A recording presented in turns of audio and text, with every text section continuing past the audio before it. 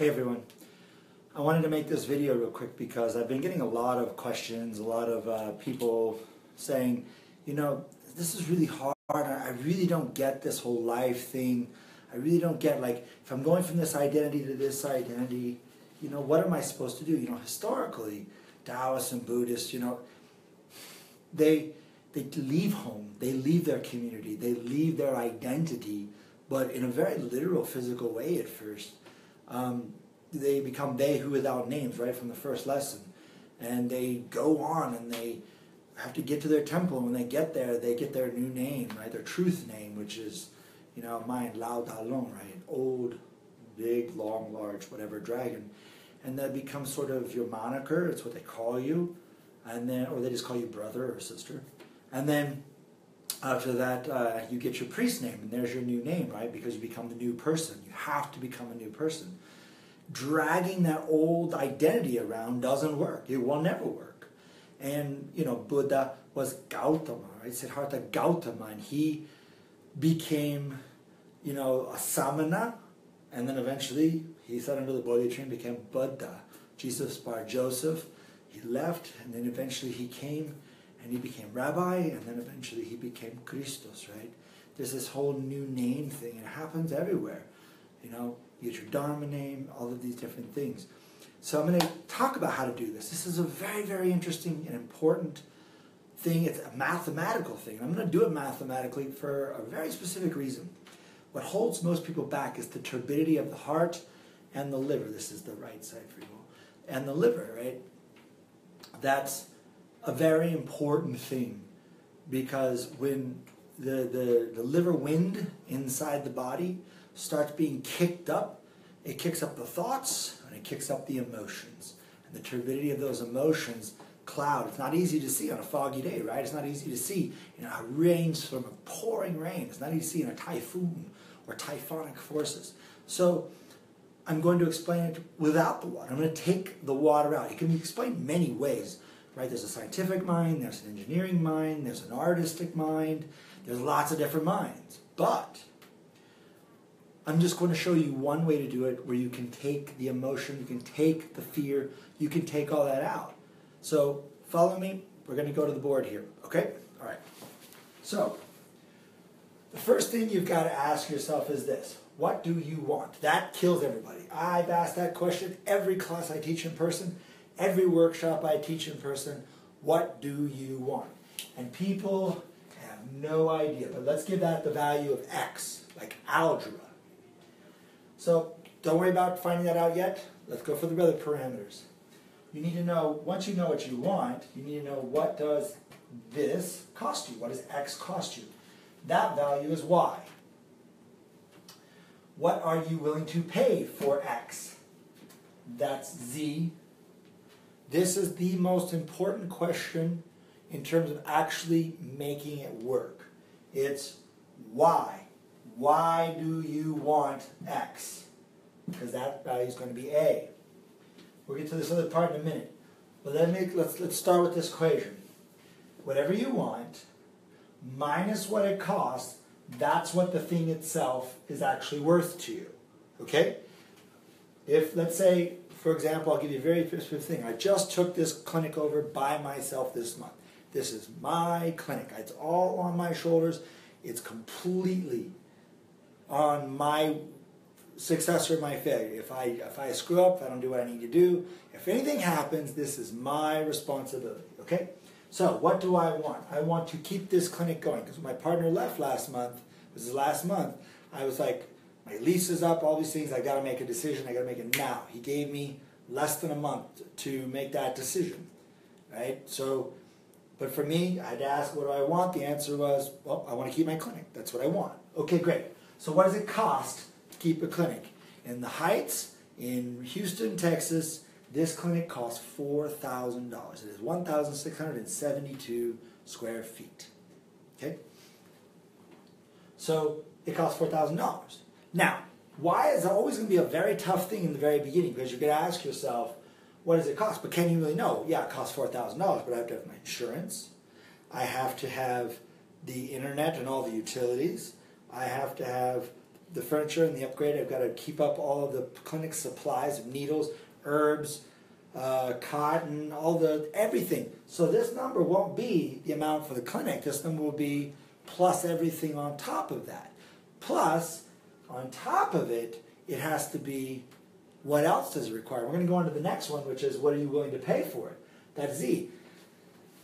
What you're willing to pay for it here, once you get this number, here's what you want, here's what it costs, that's the value to you. And now, is it greater than or less than, or greater than or equal to what you're willing to pay? What you're willing to pay is not just a monetary sum, however. It's, am I willing to, if one of my tenants, decides not to stay, if my clients were to go down, can I find a way to keep paying this price? See, that's also what it will cost me. That's what I'm also willing to pay. Am I willing to do that work? It's not about the resources of the $4,000. It's the resources of, can I become resourceful? Can I find whatever it takes, however it takes, to make this work month by month by month? Okay? So, that number here. If what I'm willing to do for it is greater than the value of the whole thing, the thing minus what it cost me, if it's greater or equal to, then it'll work. But if you say, well, what if I'm only willing to pay $4,000, but the actual cost with everything else comes to $5,000? That deficit will, this right here, this Y, why do you want what you want? This value of A, that value has to be strong enough then. Because if I'm willing to pay 4, but it takes 5, but I really want this clinic, then I'm going to have to find a strong enough why. Why do I want this clinic? This is almost completely unquantifiable, but it's something that you have to find within you. And you have to find it every single time. You have to find it without fail, and you have to dig deep enough if it's not at the surface. And digging deep enough, you're going to get into your shit. All right? So you must find your why. So if what you want minus what it costs, there's the value, is equal to or greater than what you're willing to pay, you've got to have a why big enough to consistently pay that price. So the why, your why must be greater than or equal to what you're willing to do. Because you've got to find it every single time. When you want it, when that why is big enough, you'll climb Everest. Edmund Hillary did not have anything but a jacket and a Sherpa. He had no concept of the dead zone. There had no scuba tanks or Gore-Tex. They had no North Face. They had none of that. All they had was a Sherpa and a jacket, but his why and what he was willing to do for it was stronger than what could potentially happen, because he couldn't know what it cost. He'd never done it before. Nobody had ever done it before. So knowing how to do it is not necessarily a make or a break. Many people stop. They stop in life because they say, if I can't see how it's done, then I can't do it. Or they can't see how it's done, then it's not possible. You can never see what's going ahead because it's not a straight line. It's a circle. It curves. And that curve will always keep you from seeing what's ahead. So you have to know why, because why will keep you going even when you can't see. And your why will keep fueling this. Now, here's the last part of this that I really want you to get through your head. I really want you to make sure you understand this. What you've always done is AA. So, whatever it is you want, if you put it in the situation that you've always done, it will be never equal. You will never, ever, ever equal it. And the reason why, if you do what you've always done, you'll get what you've always got, which is nothing. You cannot have what you want in the same old situation. Because if you could, you'd already have it. It'd already be naturally endemic. But this situation, what you've always done, is it tantamount to who you've always believed you are. And so if you're a guy who, I'm afraid of heights, well then you'll never climb Everest because a guy afraid of heights. So you'll have to change this value of AA to who you must become, which is BB. If you look at what you want, now you have to ask yourself, who do you have to become to get it?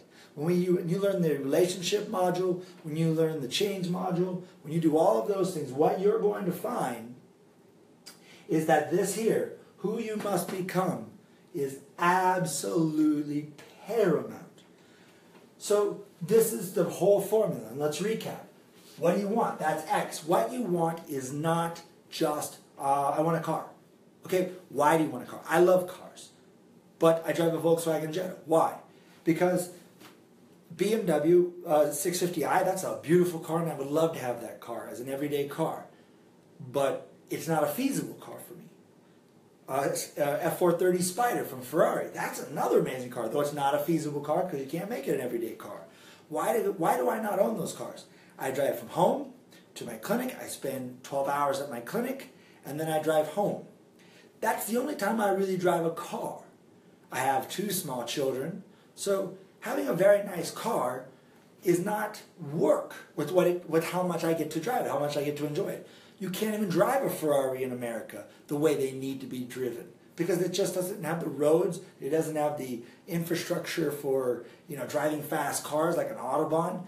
Those things don't exist for me to have the enjoyment that I want out of it. So knowing what I want isn't knowing just what I want, but why I want it. And what's the context that I live in, and does it fit that context? It may not be that I can't have what I want. I could have what I want. It's a matter of, do I have a context? Because, again, if I get what I want, who do I have to be? Because that's how I get an F430 Spider. And I drive it literally 25 miles one way a day from point A to point B, park it in the garage and sit in the garage 12 hours, and drive it home and sits in my driveway. That's it. I mean, it's not compelling enough. There's not going to be a compelling enough why to drive it 50 miles a day. It's not compelling enough. Plus, I live in Houston. The traffic here, you wouldn't drive anything of real quality here like a Ferrari. A BMW, sure, but the tires are expensive, oil changes are expensive, you can only take it to a BMW dealer, and so I have this exorbitant price, but I'm not getting that value. That all goes into my what. It has to be worth it. It has to be what am I willing to pay for. This whole matrix here. What do you want? That's X. How much does it cost? That's Y. What are you willing to pay for it is Z. Why do you want it? If your why is strong enough, any part of this can be overcome. It all hinges on the why. You must have a strong enough why. You have to go inside and find why. I would really love to travel the world. Why? Because it would free me. It would free you. Then why haven't you traveled? Oh, because I don't have the money. I'm too afraid of people. Okay? Your why is not strong enough.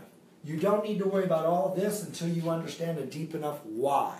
Because until this value right here is solved, then it doesn't matter what this value is.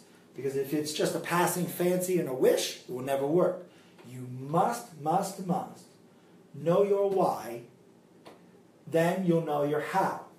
Okay, so what I want minus what it costs, and that's in all aspects, then take that value, is that greater than or equal to what I'm willing to pay or willing to do for it, and my why. Then I must change what I've always done, because to do what you've always done, you get what you've always got. To get what you've never had, you must do what you've never done. I must change that value. Okay? All right. I hope everybody here sees that there was no emotion in that. I mean, there can be contemplations.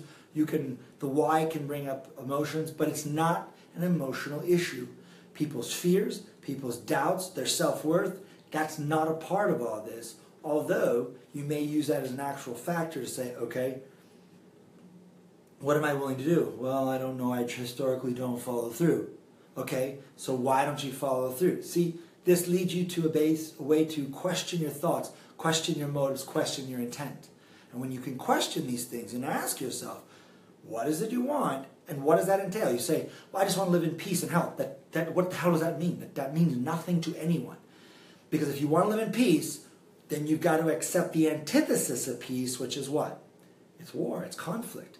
Can you be peaceful in conflict? If you can be peaceful in conflict, you can have peace. But if I can only have peace in the absence of conflict, without conflict, there can be no peace either. You understand? You've got to, when you say, what are you willing to do for it, you've also got to be able to accept the inherent polar opposite, because that's part of it as well. And when you can square both of those and realize they're one thread, I want to come into life. Well, you've got to accept that you're going to die, because to be born, you have to die. There's no way out of that. Okay, I'm willing to do it. Then you get what you want every single time. But if you're like, well, I only want to feel peaceful and happy, but I don't want to feel uncomfortable, that is the most retarded thing in the world. It will never work. And this is why people constantly stay unhappy. They want to get everything they want, and they will never want to feel bad. But life doesn't work that way. You can have what you want, but you've got to accept what else comes with it. And when I only want what I want, I don't want anything else, well, then you're never getting anything, ever. The Tao has to have a yin and a yang. There must be. I only want yin, I don't want yang. I only want substance but with no function. I want a heart, but I don't want to beat, and I don't want to actually work. It doesn't work that way, does it? You've got to have both. Okay? All right. We'll talk to you later. I just wanted to show you this. Watch as many times as you need to. Have any questions, you can either put comments or just email me, all right? All right, talk to you later. Bye.